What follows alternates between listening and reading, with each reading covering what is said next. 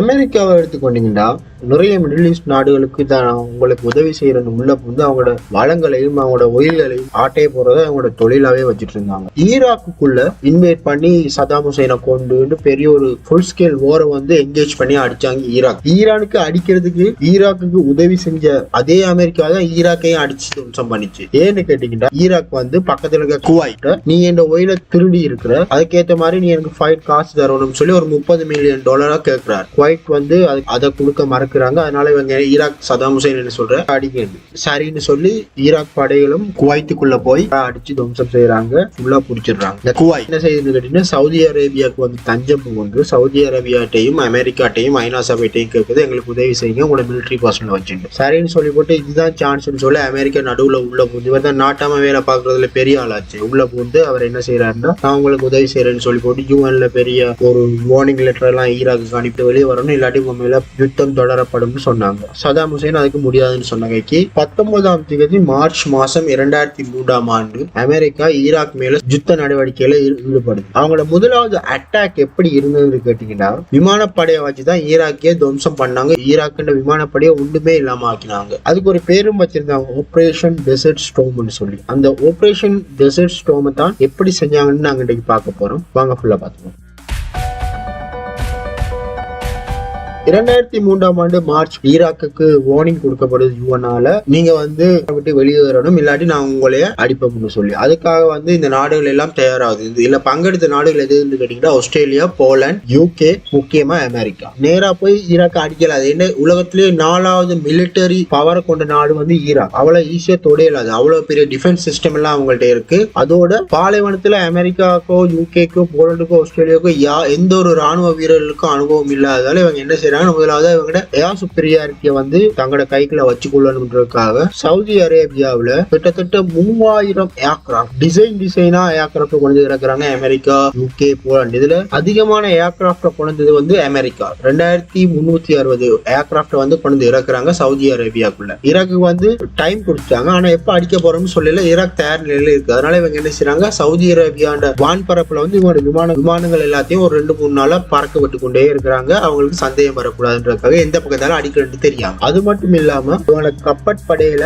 இருந்த ஏர்கிராஃப்ட் கேரியரையும் கிட்டத்தட்ட ஒரு 7 ஏர்கிராஃப்ட் கேரியர் பிளீட்டை கொண்டு 2 பக்கத்திலே நிப்பாட்டி வைக்கிறாங்க. அமெரிக்காவோட விமானப்படையோட மொத்த பலத்தையும் இந்த ஈராக் போர்ல தான் காட்டியிருக்காங்க. அவங்கள்ட்ட இருந்த அத்தனை டெக்னாலஜியையும் டெஸ்ட் பண்ணி பார்த்த ஒரு டெஸ்டிங் கிரவுண்ட் சொல்லலாம் இந்த ஈராக் போர். ரேடார் ஜாமிங் பிளைட்டா இருக்கட்டும், ஏர் டு ஏர் மிசைல்ஸா இருக்கட்டும், க்ரூஸ் மிசைல்ஸா இருக்கட்டும், எல்லாத்தையும் டெஸ்ட் பண்ணி பாக்குறதுக்கான ஒரு கிரவுண்டா ஈராக்கை சூஸ் பண்ணி 19ஆம் தேதி மார்ச் மாசம் 2003 இந்த யுத்தத்தை ஆரம்பிக்கிறாங்க. ஈராக்ல இருக்கிற பாக்தாத் சிட்டி தான் உலகத்திலேயே மிகவும் பாதுகாப்பான சிட்டின்னு சொன்னாங்க. ஏன்னா அவ்வளவு ஏர் டிஃபென்ஸ் சிஸ்டம் அண்ட் அவ்வளவு பாதுகாப்போட இருக்கும் அந்த சிட்டி. அந்த சிட்டிக்குள்ள ஈஸியா எந்த ஒரு பிளைட்டுமே நுழைய முடியாது. நுழைஞ்சா அடிச்சு நோக்கிடும் அங்க இருக்க ஆன்டி ஏர்கிராஃப்ட் சிஸ்டம். இவங்க என்ன பண்றாங்கன்னா முதலாவது அவங்களோட ஸ்டெல்த் பிளைட்ஸை வந்து அனுப்புறாங்க உள்ளுக்கு.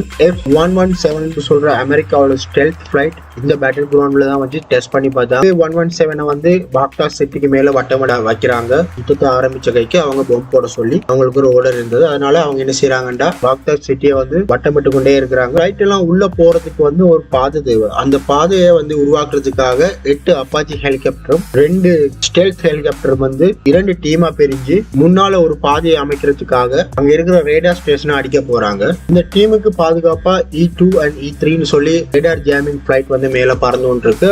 இந்த 2 டீமுக்கு வந்து சப்போர்ட் பண்ணி கொண்டிருக்கு. ஹெலிகாப்டர் ரேடார்ல சிக்காம இருக்கணும்ன்றதுக்காக என்ன செய்யறாங்கன்னா நிலத்துல இருந்து கிட்டத்தட்ட ஒரு 50 அடி உயரத்துல தான் பறந்து போய் கொண்டிருக்காங்க. அதனால ரேடார்ல அவங்க சிக்க மாட்டாங்க. இந்த சண்டையை ஆரம்பிச்சு வச்சது அமெரிக்காவோட B-52 பொம்மஸ் சொல்லுவாங்க. அது வந்து நியூ ஜெர்சில இருந்து வெளியிட்டு உலகத்திலேயே மிகவும் நீண்ட தூர மிஷன் சொல்லலாம் இந்த மிஷன் தான். அவங்க வந்து அவங்கள்ட்ட இருந்த அத்தனை மிசைல்ஸையும் வந்து லான்ச் பண்ணிட்டு போறாங்க. அந்த மிசைலோட பேர் வந்து AGM-86 சொல்லி இந்த மிசைல் ஒரு 32 மிசைலை வந்து அங்க இருக்கிற பவர் பிளான்ட் நோக்கி லான்ச் பண்ணிட்டு அந்த B-52 எல்லாம் திரும்பி போயிட்டு அதே சமயத்துல அவங்க நிப்பாட்டி வச்சிருந்த கப்பல்கள்ல இருந்து டொமஹாக் க்ரூஸ் மிசைல் கிட்டத்தட்ட 116 க்ரூஸ் மிசைலை லான்ச் பண்றாங்க பாக்தாத் சிட்டியை நோக்கி. அந்த மிசைல் எல்லாம் விழும்போது எப்படி இருக்கும்ன்றத நீங்களே பாருங்க. இந்த ஃபுட்டேஜ் வந்து லைவா எடுக்கப்பட்ட ஃபுட்டேஜ். அப்படி அவங்க லான்ச் பண்ணி முடிச்ச பிறகு அடுத்த கட்டமா என்ன நடக்குதுன்னா, இந்த 2 குரூப்பா இருந்த அப்பாச்சி ஹெலிகாப்டர் என்ன செஞ்சதுன்னு கேட்டீங்கன்னா, அவங்களுக்கு முன்னால இருந்த ரேடார் ஸ்டேஷன்ஸை வந்து அடிச்சு தம்சன் பண்றாங்க. அதோட ஃபுட்டேஜையும் பாருங்க. இந்த 8 ஹெலிகாப்டரும் சேர்ந்து 4 நிமிஷத்துக்குள்ள அந்த 2 ரேடார் ஸ்டேஷனையும் வந்து தம்சம் பண்றாங்க.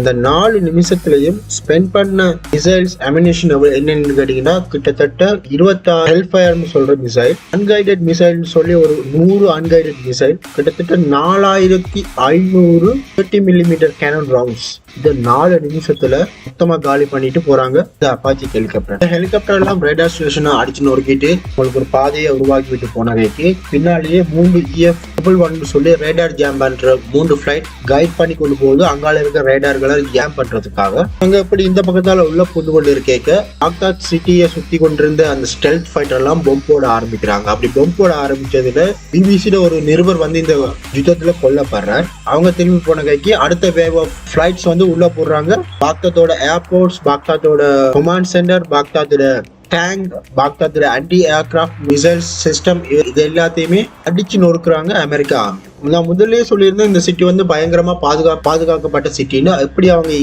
இவ்வளவு ஈஸியா அடிச்சு நொறுக்கினாங்கன்னு கேட்டீங்கன்னா, அவங்களோட ஆன்டி ஏர்கிராஃப்ட் மிசைல்ஸ் எல்லாத்தையும் ஆன்டி ஏர்கிராஃப்ட் கன் எல்லாத்தையும் எப்படி அவங்க ஜாம் பண்ணி எப்படி கன்ஃபியூஸ் பண்ணாங்கன்னு கேட்டீங்கன்னா, எந்த அளவு பிளைட்ஸ் பறக்குதோ அதே அளவுக்கான ட்ரோன்ஸை வந்து முதலாவது ஏவி விட்டுறாங்க ஈராக் சிட்டிக்கு மேல. ஈராக் சிட்டிக்கு மேல இந்த ட்ரோன்ஸ் ஏவி விட்டாக்கி கீழே இருக்கிற கிரவுண்ட்ல இருக்கிற கமாண்ட் சென்டருக்கு பிளைட் தான் பறக்குது. இவங்க தப்பா எடுத்துக்கொண்டு பிளைட் பறக்குதுன்னு நினைச்சு அவங்ககிட்ட இருக்கிற மொத்த மிசைல்ஸையும் ஆன்டி ஏர்கிராஃப்ட் மிசைல்ஸையும் ட்ரோனுக்கு மேல அடிக்க வலிக்கிறாங்க. ட்ரோன் தானே உடைஞ்சது வழிய இவங்க எந்த ஒரு பிளைட்டுமே அடிப்படையில். அதனால என்ன செஞ்சாங்கன்னா, பின்னால வந்த மொத்த ஏர்கிராஃப்டும் அங்க இருந்த அத்தனை ஆன்டி ஏர்கிராஃப்ட் சிஸ்டத்தையும் அடிச்சு நொறுக்கிட்டாங்க. மொத்தமா இது ஒரு 24 hours வந்து இந்த யுத்தம் நீடிச்சிருக்கு. இந்த யுத்தத்துல வந்து ஈராக்கிட மொத்த விமானப்படையுமே அமெரிக்கா வந்து துவம்சம் செய்யறாங்க. ஈராக்கால அவங்களோட விமானப்படையை இதுக்கு மேல யூஸ் பண்ணவே முடியாம போனது இந்த டெசர்ட் ஸ்டோம்னு சொல்ற இந்த மிஷனால. இந்த ஒரு நாள்ல மட்டும் அமெரிக்காவுக்கு கிட்டத்தட்ட $10 பில்லியன் காஸ்ட் ஆயிருக்கு இந்த மிஷனை முடிக்கிறதுக்காக. அடுத்த நாள் வந்து இது ஒரு லேண்ட் அட்டாக்கா மாறுது. அதாவது அமெரிக்காவோட படைகள் வந்து